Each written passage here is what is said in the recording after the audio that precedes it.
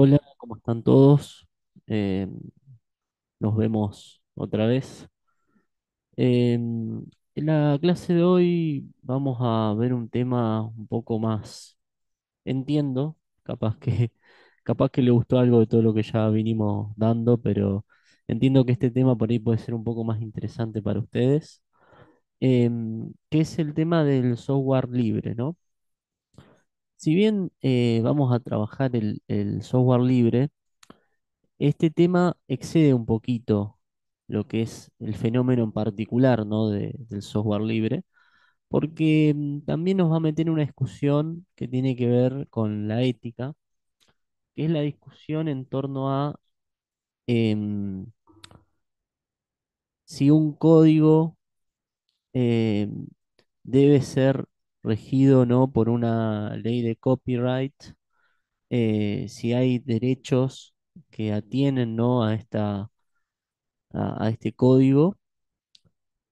Y si, bueno, existe la posibilidad y hay realmente un derecho estatal que debe regularlo, sí o no, ¿no? Es decir, el software debe ser libre, y eso yo creo que en sus ambientes de trabajo es una discusión, bueno, también en su vida privada, ¿no? Porque seguramente utilizarán software libre y privado, pero, pero bueno, también tiene que ver con una discusión en torno a que seguramente muchos de ustedes, eh, el fruto de su trabajo es líneas de código o está relacionado con líneas de código. Y bueno, yo siendo un empresario que vendo un software o siendo un trabajador que produzco ese software, em, tengo el derecho, ¿no? De tener ese código, de modificarlo, de utilizarlo, de revenderlo con otro nombre, eh, etcétera, ¿no? Si tomo un software de algún lado, lo puedo usar en mi empresa, lo puedo cambiar, puedo venderlo, puedo comercializarlo. Bueno, ahí hay una discusión que es muy interesante y bueno, creo que a ustedes por ahí les puede servir sobre todo para linkear esto de la ética, eh, y, y las empresas tecnológicas, ¿no? De informática. También un poco volviendo sobre el tema anterior, ¿no? El tema de la informática, cómo avanza y cómo en ese avanzar, habíamos dicho, ¿no? Que cambia las regulaciones que estaban en ese momento, que aparece la deontología, las reglas, el derecho, lo que está prohibido, lo que es ilegal, lo que no. Bueno, el tema del software libre lo discute más del lado filosófico, ¿no? Y la pregunta que se hace es justamente esta, ¿no? El software, la línea de código que yo produzco o que alguien produce, em, ¿debe ser libre para los usuarios o debe estar bajo, bajo regulación estatal, y debe pertenecerle a alguien en particular, ¿no? Así que bueno, un poco entrando, usted tiene un texto, yo les voy a subir otro, va, lo van a tener subido cuando esté la clase, em, que trabaja, ¿no? Este texto es es un artículo que se llama El software libre, producción colectiva de conocimiento. Y es un texto que justamente va a trabajar qué es sobre el software libre, cuál es la filosofía del software libre, ¿no? Y bueno, un poquito haciendo un poco de historia, yo no os quiero aburrir porque yo sé que saben bastante de esto, ¿no? De lo que es la historia, del triple W, de la aparición de Internet, etcétera, etcétera, ¿no? Entonces no los quiero molestar con esto. Pero sí que conforme empezaron a aparecer los primeros softwares, eh, empezó a aparecer esta discusión en torno a, bueno, este, ¿debemos o no este, venderlo como un software privado o debemos liberar el código, ¿no?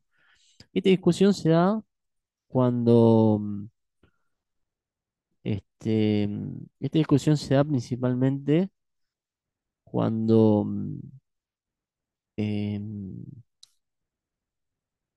se empieza a pensar el tema de las licencias, patentes y derechos de autor. Ustedes saben lo que es eso, ¿no? Derechos de autor, licencias, seguramente lo conocerán de otros ámbitos también, ¿no? O sea, básicamente lo que es un derecho de autor es que cuando yo produzco algo, puedo firmar un papel, ¿no? Por decirlo de cierta manera, que dice que eso es mío. Eso que yo produje es mío y cuando alguien lo usa debe pagarme, ¿no? Es básicamente eso, debe pagar por los derechos de autor, como se le dice. Eso obviamente no es solamente, no solamente funciona en el ámbito del software, ustedes seguramente lo han escuchado mucho en la música, ¿no? Si ustedes quieren subir un video de YouTube y quieren poner un tema de no sé, Taylor Swift, y seguramente YouTube se los baje, ¿no? Porque le va a decir, no, tenés que pagar los derechos de autor a Taylor Swift o a quien posea, ¿no? A veces no es Taylor Swift, sino es eh, la disquera que produjo su disco, etcétera, etcétera. Pero bueno, para no complejizar el tema, quien tenga esos derechos de autor, yo tengo que pagarle para poder poner ese video, ¿no? Por ejemplo, si yo hago una película, también. Y por eso hay, como ustedes sabrán, por ejemplo, música que es libre para uso libre, ¿no? Si uno va a internet y busca royalty free music o algo por el estilo, música sin regalías, bueno, ahí tiene la posibilidad de utilizarlo. Y hay distintas patentes, no sé si eso alguna vez ustedes lo han probado. Hay patentes que son 100% libre, usa esta música como vos quieras, modificala, qué sé yo. Hay otras patentes que dicen otra cosa, ¿no? Que dicen, bueno, esta música vos la podés utilizar, pero tenés que citar al autor. Tenés que poner, bueno, en tu video donde lo publiques, ¿no? Poner abajo la música es por tal autor y se llama de tal forma. Y tampoco puedes modificarla, tal vez. Algunas te dejan un poquito, otros te dejan un poquito menos, ¿no? Son diferentes patentes que funcionan para diferentes cosas, pero bueno, lo que hacen es regular, en cierto sentido, eh, hasta qué punto yo libero la propiedad de, de una cosa, ¿no? Y bueno, con el software pasa lo mismo. Y esto tiene que ver con la discusión que teníamos la semana pasada cuando hablamos de deontología y derecho. Esto está en el ámbito del derecho, no es solamente deontología, no es que es ético este, em, sacar un código que no es mío. Bueno, puede ser que sea poco ético o que nosotros lo consideremos fuera de la ética, o que la deontología lo regule y diga, bueno, en esta empresa no permitimos que el código que está en esta empresa sea eh, sacado y utilizado para otra cosa fuera del ámbito de la empresa. No, eso es deontología. Lo anterior es una falta de ética. Pero lo que estamos hablando acá con los derechos de autor, las licencias y las patentes, o como se le llama el copyright, el derecho a copiar sería, una traducción muy mala mía, este, vienen de justamente el ámbito del derecho y se tienen que cumplir, ¿no? Porque si no hay una sanción estatal, ¿no? Y justamente esto se logra en el software y en cualquier otra cosa a través de lo que se llaman las patentes, ¿no? Las licencias. Entonces, tal programa se distribuye a través de la licencia tanto a nombre de, ¿no? Por ejemplo, yo ahora estoy usando el sistema operativo Windows, ¿no? De la empresa Microsoft. Windows 11, si no me equivoco, de la empresa Microsoft, ¿no? Entonces, Windows 11, cuando se abre, me dice, bueno, licencia, yo, viste, cuando busco información, licencia, Microsoft, año no sé cuánto, ¿no? Esas licencias tienen eh, un tiempo de duración, bueno, etcétera, ¿no? Eso es un tema que no me interesa discutir. Por ejemplo, ustedes saben, por ejemplo, con los libros pasan, los libros en un momento, cuando pasan muchísimos años, las obras artísticas pasan a estar en dominio público, ¿no? Entonces uno puede bajar, usar, modificar. Pero antes que eso pasan como, no sé, son 50 60 años, ¿no? Pero bueno, es eso, es una patente. Entonces, cuando aparece todo esto de la historia en internet que ustedes ya conocen, empiezan a aparecer los primeros software, se empieza a regular eso, ¿no? Entonces, eh, ¿qué es una patente? ¿No? Vamos a definirlo bien. Acá el autor nos da una definición clara. Dice, una patente es un monopolio concedido por el Estado sobre la explotación de una determinada tecnología. a cambio de que el inventor haga público los detalles, ¿no? El objetivo de las patentes es incentivar el progreso tecnológico compensando el esfuerzo que representa la innovación. Em, Así que bueno, esto es simple, ¿no? Básicamente una patente. Ahí el autor le suma un par de cosas, ¿no? Lo de compartir, ¿no? Pero a veces ni siquiera es eso, ¿no? La patente es principalmente un monopolio concedido por el Estado para explotación de determinada tecnología, que en criollo, ¿no? En español es, bueno, esto te pertenece a vos y vos vas a poder explotarlo de la forma que quieras y vas a poder hacer lo que quieras con ello, ¿no?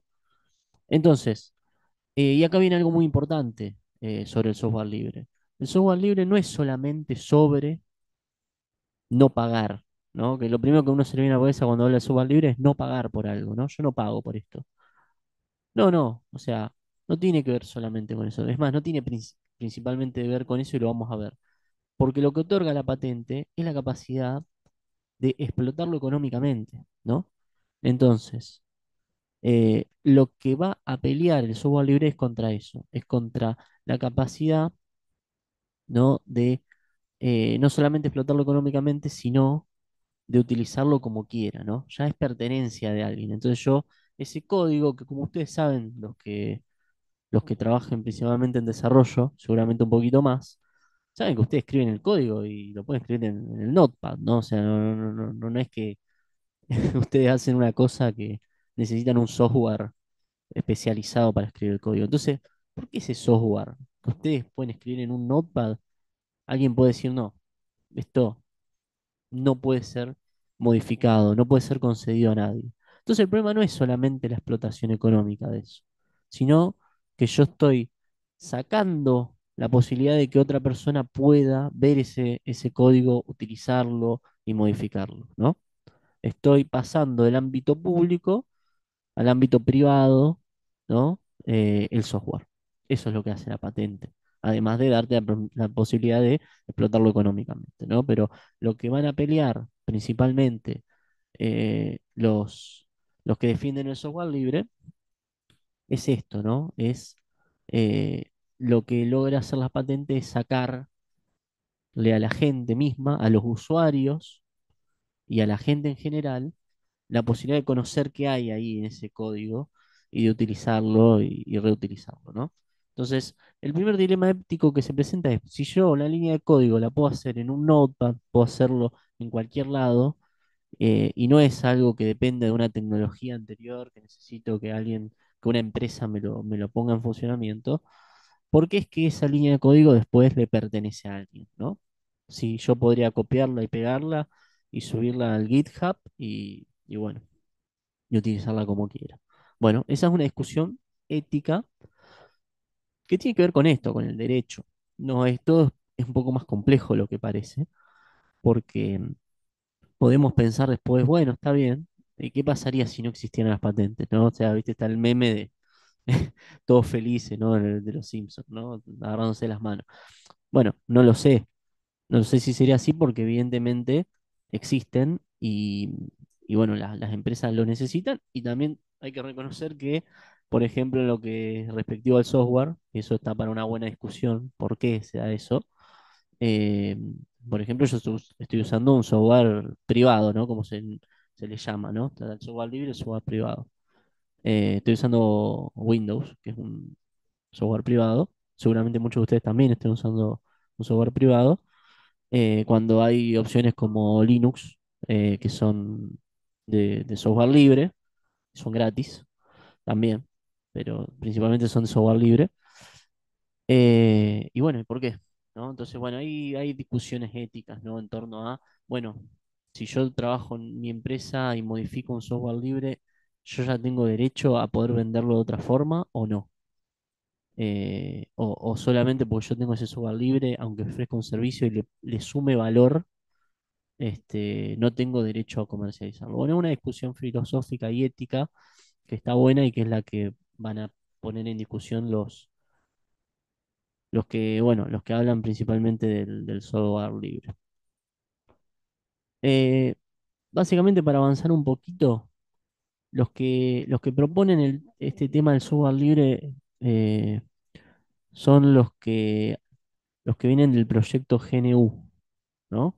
Está ahí un poco en el texto, ¿no? Que habla de la comunidad de hackers, ¿no? Hackers entendido como, hoy generalmente se entienden los hackers como los que piratean, ¿no? O sea, los que ilegalmente roban software privado, por decirlo de esa manera. En ese momento hackers eran los entusiastas de, de la informática que trabajaban sobre este software libre, ¿no? Em, y bueno, este proyecto GNU lo que quería era justamente desarrollar un sistema operativo que, que rompiera, ¿no? con esto, ¿no? Con la idea del software privado. Y de ahí es donde viene justamente el que nombré antes, ¿no? Linux. Linux es justamente eh, el hijo, ¿no? Por decirlo de cierta manera, de este proyecto GNU, que en el 70, en los años 80 sobre todo, ya se venía, o sea, ya se venía esto, se venía discutiendo desde el principio de la discusión del software, pero en el año 80 es cuando ya empieza a tomar forma, ¿no? Esto a través de distintas fundaciones, ustedes van a ver ahí en el texto la Fundación por el Software Libre, por ejemplo. Y bueno, van a justamente decir, bueno, necesitamos crear un software que sea libre. Ahora, ¿qué significa que sea libre? Bueno, ellos dan cuatro libertades, ¿no? O sea, dice, para que haya libertad plena, para que el software sea realmente libre, debe seguir cuatro libertades básicas, ¿no? Se las voy a leer. La primera es la libertad de utilizar el programa sin ninguna restricción. La segunda es la libertad de estudiar el programa y adaptarlo a sus necesidades. La tercera hace referencia a la libertad de hacer copias del programa para regalarlas o venderlas. Y la cuarta es la libertad de mejorar el programa y hacer públicas estas modificaciones para que el resto de los usuarios pueda beneficiarse de ello. Así que bueno, este, estas son justamente las libertades que propone. Vamos a ir rápidamente una por una, ¿no? O sea, la primera, la libertad de utilizar el programa sin ninguna restricción, ¿no? O sea, yo no puedo este, poner en el código algo que diga, bueno, esto no lo podés utilizar, ¿no? O evitar el acceso al usuario a alguna parte del código, ¿no? Si, bueno, puedes acceder hasta acá, pero no hasta allá. Eso, lo primero, eso no se puede hacer. La libertad es total. El usuario debe usar el programa sin ningún tipo de restricción. No lo puede decir, bueno, este software funciona con este sistema operativo, pero con este no, ¿no? Cosa que ustedes seguramente lo han vivido, porque sucede, ¿no? Hay programas que están desarrollados específicamente para algunos sistemas operativos. Bueno, entonces, para que sea un software libre, no debe haber restricción para el usuario, ¿no? Por lo menos una restricción hecha de forma eh, no accidental, ¿no? Decir de cierta manera. Obviamente, si el software se desarrolló como se desarrolló y tiene ciertos requerimientos, no sería un problema, ¿no? Pero estamos hablando de meter algo en el código o de sacar parte del código y no permitir el acceso al usuario para que no pueda ser utilizado. La libertad de estudiar el programa y adaptarlo a sus necesidades. Acá lo mismo, ¿no? Si el usuario quiere ver el código, quiere saber cómo es y quiere adaptarlo a lo que necesita, lo debería poder hacer. La libertad de hacer copias del programa para regalarlas o venderlas. Eh, Acá lo mismo, ¿no? O sea, poder acceder al código, hacer una copia y hacer lo que quiera con esa copia. Y la libertad de mejorar el programa y hacer públicas esas modificaciones para que el resto de usuarios se pueda beneficiar de ello, ¿no? Entonces yo no puedo decirle, bueno, si vos usas mi programa, está todo bien, pero no puedes hacer cambios al código. O si haces cambio al código, hacelo, usalo para vos, pero no podés ponerlo como público eh, para otros usuarios. Esos usuarios tienen que venir a mí, pagarme algo o hacer algo conmigo y hacer lo mismo que hiciste vos, ¿no? Lo vamos a mejorar, pero vos no podés hacerlo para todos, ¿no? No podés hacer público esto. No, esas son las cuatro libertades, ¿no? Entonces, varias de estas libertades claramente lo que están diciendo es que el usuario tiene que tener acceso al código fuente del programa. Eh, entonces, básicamente lo que termina definiendo el software libre es esto, ¿no? Es libertad en todo sentido, pero tiene que ver con la libertad principalmente. Por eso yo le decía antes, no tiene que ver con beneficiarse económicamente, ¿no? Que por ahí eso es lo que a veces genera algún tipo de duda en torno al concepto de software libre. Eh, ¿Por qué? Porque ¿qué es software libre? Un software que yo puedo tener el acceso total a su código y puedo utilizarlo de la manera que yo quiera. Después, si eso se comercializa o no se comercializa, bueno, no es un tema. Si alguien quiere pagar por una modificación que yo hice de un software libre, bueno, lo puede pagar. No es un problema, ¿no? Hasta puedo asesorar a gente en, en cómo funciona ese software, puedo hacerle mantenimiento. O sea, ahí no hay para la gente de software libre no hay un problema ético que lo impida, ¿no?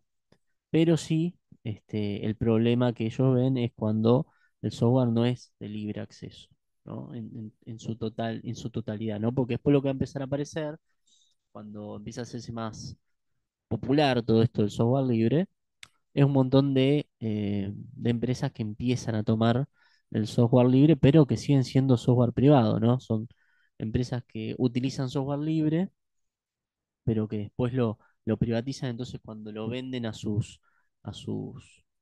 clientes, le modifican algo y le ponen otro nombre y dicen, bueno, el código no es accesible en su totalidad, ¿no? Entonces, eso es lo que a ellos no les gustaba, no les parecía copado. Y cuando muchas empresas empezaron a hacer eso, ¿no? Empezaron a modificar un poquito y decir, bueno, yo uso el software libre pero ahora yo le puse software Pepito, y te saco el acceso a vos usuario, ¿no? Ya le saco la libertad. Entonces, yo dije, bueno, eso no es software libre. Ahora, ¿cómo hacemos para evitar que esto suceda, ¿no? Porque si no, terminamos transformando el software libre en un software privado, que es lo que no queríamos hacer en un principio.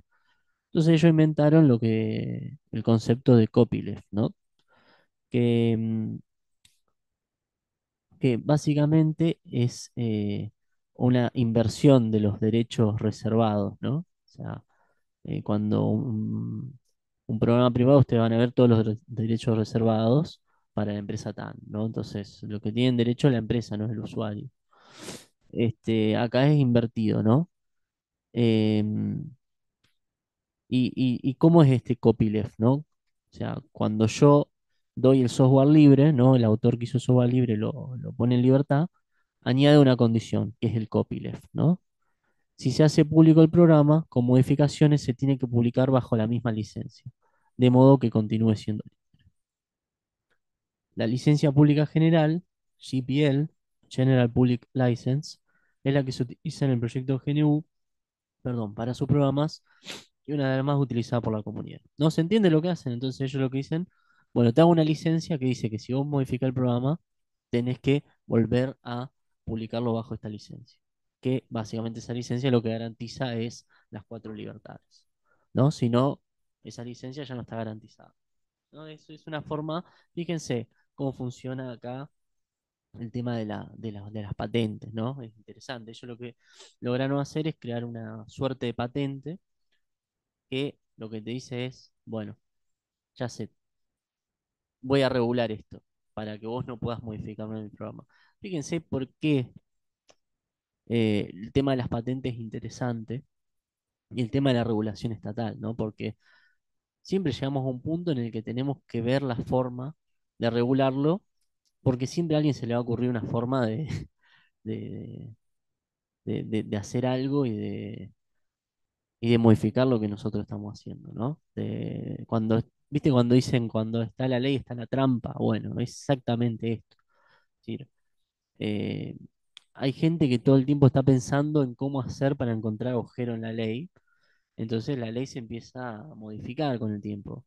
Y cada vez que hay un avance tecnológico, sobre todo en la informática, con la complejidad que tiene, la ley no está preparada para eso.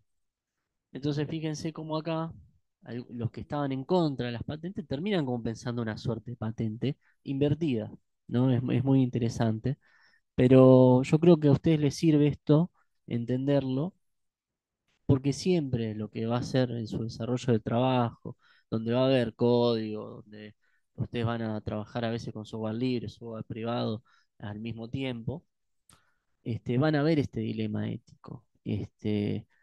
Pero también en todo ámbito de lo laboral, ¿no? Siempre que hay, que hay algo que está regulado, ustedes tienen que saberlo, tienen que ir y decir, a ver, esto está regulado, ¿hasta qué punto? ¿Dónde me pueden engañar acá? ¿No? ¿Dónde me pueden hacer pasar conejo por liebre y, y hacerme pisar el palito, ¿no? Entonces, fíjense cómo hicieron el software libre al mismo tiempo hacían el software libre, había muchas empresas que decían, nosotros usamos software libre para ganarse adeptos, y resulta que no usaban software libre, porque privatizaban ese software. ¿No? Entonces ahí la necesidad de hacer otra ley, en una patente, una regla que diga, bueno, hasta acá llegás, ¿no? Más de esto no puedes hacer. Es un tema muy interesante. Y sobre todo que tiene actualidad, ¿no? Yo después, bueno, acá les dejo el texto. Pueden seguir avanzando, también con las actividades van a tener que leer un poquito más. Pero lo importante es esto, ¿no? Porque en la actualidad también está esta discusión que yo les decía ahora. ¿Por qué se usa más software privado que libre?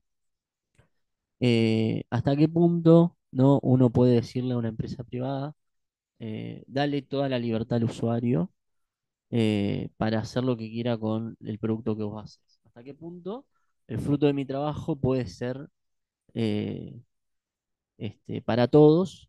¿Y hasta qué punto yo puedo cercenar eso, ¿no? Porque también es verdad lo que dicen los pensadores de software libre, que una línea de código, porque yo debería darle el monopolio a una empresa o a un grupo de personas, ¿no? Entonces, es una discusión interesante, no me paro en ninguno de los dos lugares. Es un poco, se lo dejo a ustedes, capaz que ahí en la actividad les voy a pedir un poco esa reflexión. Pero que tiene que ver con algo que discutimos siempre, ¿no? Por ejemplo, Facebook, ¿no? Con Facebook cuando nos permite poner nuestras fotos, es todo gratis, nadie nos pide plata en Facebook, pues podemos monetizar algunas cosas. Pero bueno, al mismo tiempo me hace ver una publicidad que yo capaz que no quiero ver. Entonces, si esto es libre, ¿por qué yo tengo que ver una publicidad? ¿Por qué yo tengo que ver este banner de un político o esta publicidad de una marca de Coca-Cola, ¿no? Bueno, entonces acá entra siempre la discusión.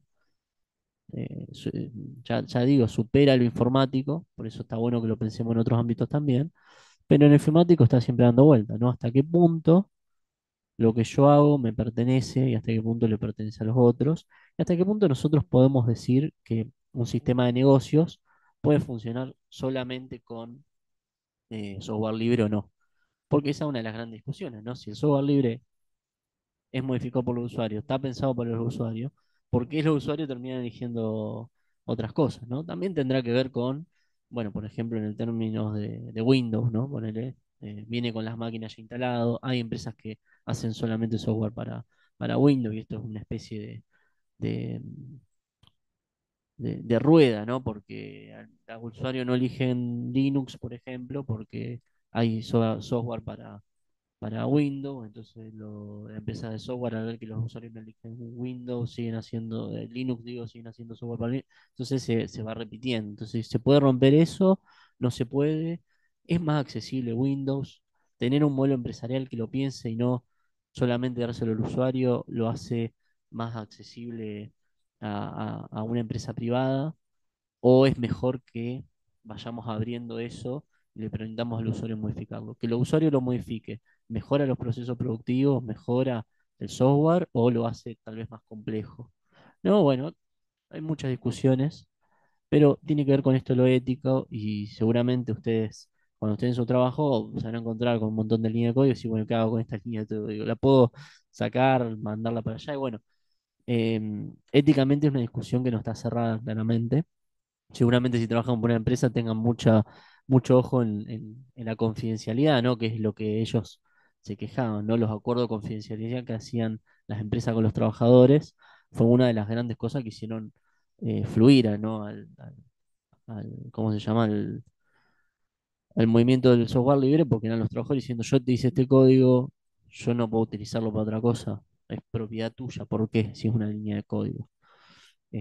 Bueno, seguramente se encontrarán con esa disputa moral y seguramente si usted tiene una empresa, seguramente haya una, un acuerdo de confidencialidad y bueno, tengan que ver ahí eh, cómo es y hasta qué punto funciona, ¿no? Entonces, bueno, les dejo picando esa discusión y nos vemos en la próxima.